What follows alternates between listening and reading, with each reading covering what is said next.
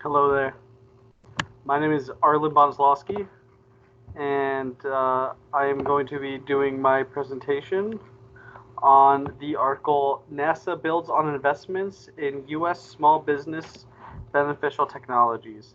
Um, the author of the article was Sean Potter, and I am Arlan Bonislawski. I put together this presentation to describe what the article talks about. So, contents of today's presentation. So, we're going to start off with an introduction. Um, After I give a rundown of just basically what the article is talking about, I'm going to segue into a discussion portion of the presentation. Here, I'm going to be talking about more in depth what the article actually talked about. Going to kind of break it down in a few sections. You're going to see SBIR. We'll get to that acronym in a moment. And the three phases of that the article discusses. Then we're going to segue into the conclusion, and I will give you the references for this presentation. So let's start off. Intro. So basically, what this article talks about is NASA's interest in funding small business and nonprofit research groups for the development of aeronautic technologies. Um, this is a really cool article I read because it went in depth and gave examples of some of the businesses that NASA was actually working with. And they're really cool. They actually span all different types of technology, whether it be aeronautic technology, medical technology, or military weaponry. A lot of the projects they fund are very multifaceted, and there's a lot of uses to understanding this technology, whether or not be for one application, but we could broaden our horizons just with the information we gave from these projects. Um, Specifically, these projects are multi-phase projects funded by the SBIR, which stands for the Small Business Innovation Research Program. This is a program set up by NASA. They provide all the funding for these businesses. It's the arm that oversees this entire operation. Um, to be accepted by the SBIR, companies have to show their technical merit prior to applying, and they will send in a proposal to the SBIR, and the SBIR will review them and eventually determine if they are right to move on to the first phase. You're not, if you get accepted for the first phase, you'll see in a moment, I'll talk about it. It doesn't guarantee you're accepted for the whole thing, but it is a start in the right direction. So here we go. Let's get into the details of this program. So let's talk about the Small Business Innovation Research, the SBIR. Like I said, this is a program started by NASA to fund small business ventures aimed at aerospace technologies. While I mentioned earlier that it does have some other adaptations, like they study medical and weaponry, it is about, I want to say, 80% of the businesses they fund aim more towards aerospace technologies that NASA adapts into their own shuttles and other programs. Acceptable candidates for the SBIR program include two different types of businesses. One is a for-profit business with fewer than 500 employees. That's the definition of a small business in their regards. And then nonprofit research initiatives with ties to small businesses. Usually there's going to be universities that are contracted by businesses to conduct vital research for them. And the SBIR is a program that awards approximately $2.5 billion a year, which is a staggering amount of money to put into developing technologies, but clearly NASA does this every year. It's very beneficial for them, and the overall mood of the article at the end was just how important this program was because of how much money they end up putting into it. So, and like I said, it's a three-phase program, and that's displayed here. Phase one is the idea generation program of the phase. Here, businesses are going to put together a formal proposal of basically what their product or service is going to do. Not necessarily, they don't have to have a physical prototype. That deals with more phase two development, and the separate funding that comes in with the phase two development is more than enough money to actually get that underway. The funding for the phase one is substantially less, you'll see, and there's a reason for that. But phase three, eventually, the hopes of this whole process is that eventually these developed technologies are going to be commercialized, and we could use these and all sorts of applications. So the final part of this program is to contract a separate arm, not funded by SBIR, who is going to develop these technologies on the larger scale. So let's go into talking about the first phase of this program. Businesses, in order to qualify for the first phase, like I said, they have to send in a formal proposal.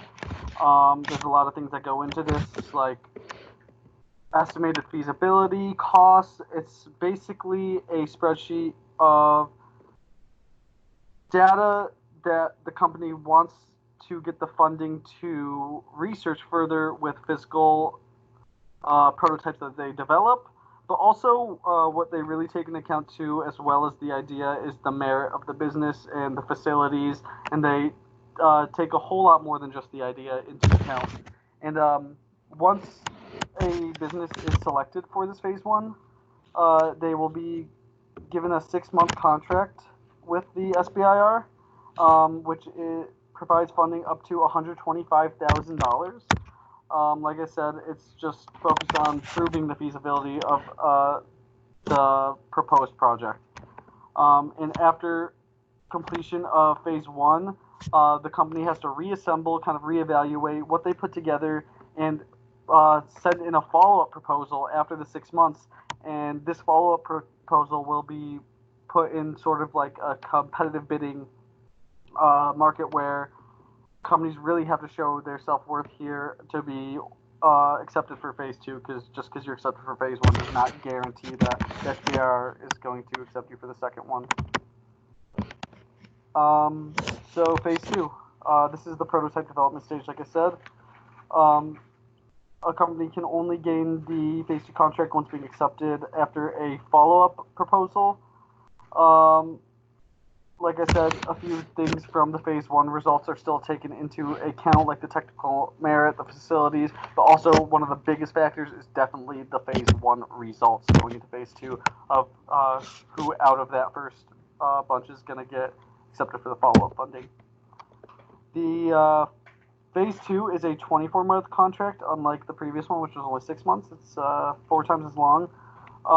And this provides funding up to $750,000, $750,000.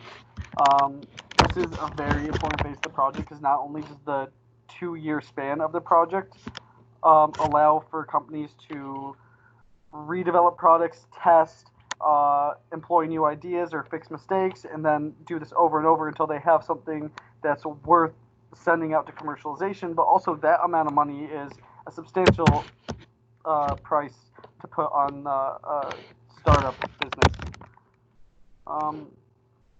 And phase two is aimed at the technical merit and actual usability of the product or service. This is where a company really wants to prove the usefulness of the product with an actual physical idea to show the SBIR. And it's very important at the very end of phase two. Actually, throughout phase two, it's really important the design of the product. The entire time it's developed with commercial scaling in mind. So eventually, if someone completes phase two, but their product or service is so niche where you can't really employ a commercial unit to produce it, there's not going to be much the SBIR can do to sponsor them to move on to phase three, which you will see next. So phase three is the infusion and commercialization. This is actually the only phase of the program that is not funded by the SBIR. Unlike the other ones, there's no time constraint and no defined funding capacity, and this is mostly because at this point, while the SBIR funded all the startup and getting the prototypes developed, this is more so for the product to become usable in the actual market. So the SBIR is going to sponsor and say, like, hey, we were there the entire development of this product, we really back this. And not only that, but will they find companies to produce it if they know kind of where it's geared towards? But also, more often than not, federal agencies will step in at the end of the program and utilize a lot of these technologies, whether it be military or medical usage. There's so many broad applications that a lot of these businesses can use their developed technology towards.